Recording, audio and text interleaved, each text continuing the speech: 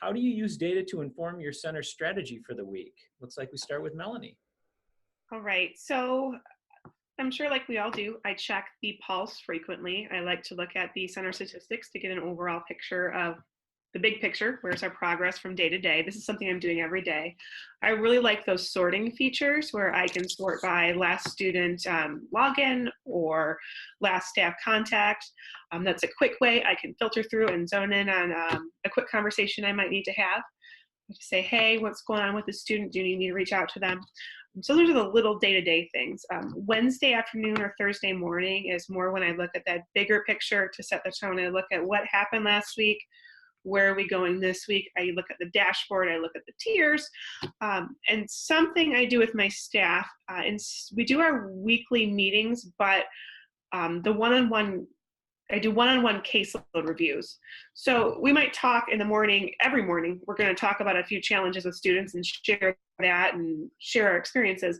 But that going through every single student, I do that one-on-one with each staff, and we look at the data for each student. I look at their individual dashboards.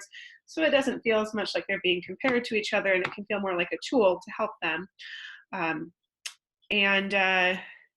It also just, it gives me a chance to get to know them better.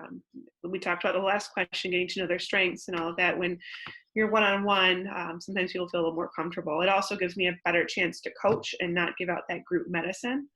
I have some staff members who I can say, hey, progress this week, aim for this. And then they take it and run with it. And then I have other staff members who need a lot more step-by-step coaching, looking at the smaller pieces, the login rates or the student response rates, and using those to build up to that bigger goal.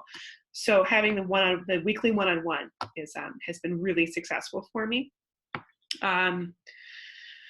See, how else do I use data? And so overall, I try to keep things goal-oriented, but still with encouraging that staff autonomy and respecting what my staff brings to the table. I tell them what the goal is, and then I let them figure out how they want to get there.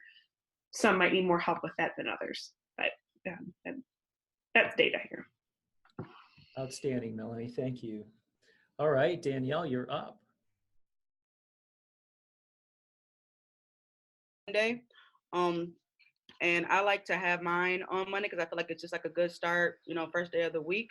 When we kind of talked about reflect on the past week and just plan for the previous week that we're in. And then on Wednesday, we also meet, but it's kind of more of like a intervention meeting. So we talk a lot about our folks that are at 0. And we also do have a tracker that we use that we update every week. So for those students that are at 0, it actually includes like the student's first and last name, the last time they logged in, the last activity they completed, and then what their progress was. The majority of those students are at 0% progress, and typically we don't have a 2-way, like their attendance for that previous week too. So that's just a good way just to kind of sort for us in Pulse and to see what we're going to focus on for those students. So that might be of, hey, we're going to do with our 0 folks, we might split them up. Even though they might belong to certain people, we kind of do it as a group tag team to try to use all means of communication to reach out to them. So that might be Facebook, phone, PulseCom app, that might be home visits. That's even me being involved, printing off, and I love that PDF I can print off right in Pulse, sort it how I want to, and then I'm a paper pen girl, so I like checking off and then just updating it, depends on that response for that. So that's worked really well with us. And then like the GR Self dashboard, we look at that often, not just on Wednesdays, but also a good way to see if like, hey, what areas did I kind of struggle with the previous week, and what areas can I get better on? I feel like that response rate is within our control, so I make it our personal goal. No one should be under 3. Like we can control that.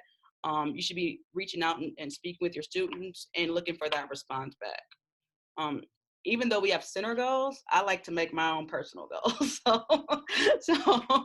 So our goal may be like, hey, 50%, but I'm like, hey guys, we're shooting for 55.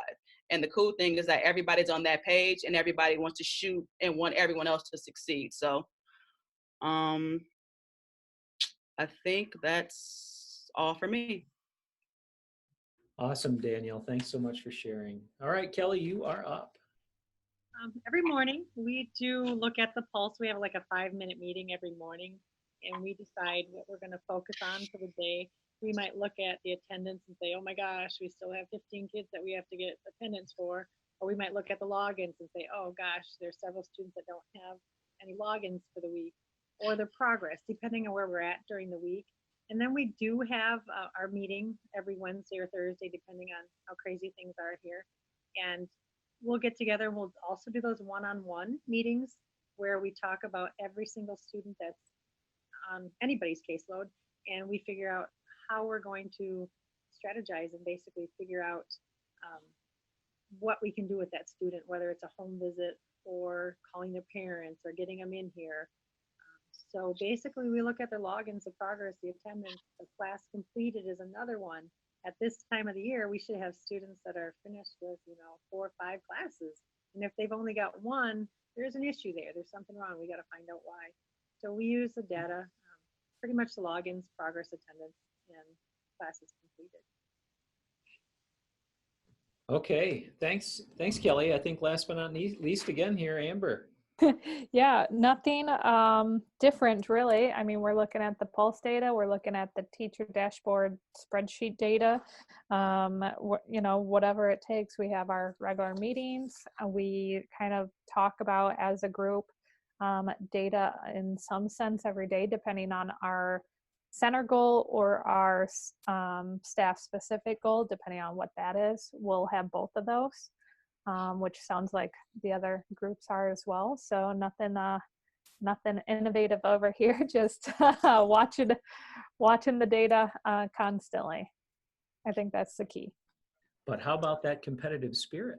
Oh, no, I think we go into that next question, right? We are definitely competitive and making sure we're trying to always get to Kathy's level over there. She's always getting us, so we're trying. Yeah, all right, that's what we like to hear.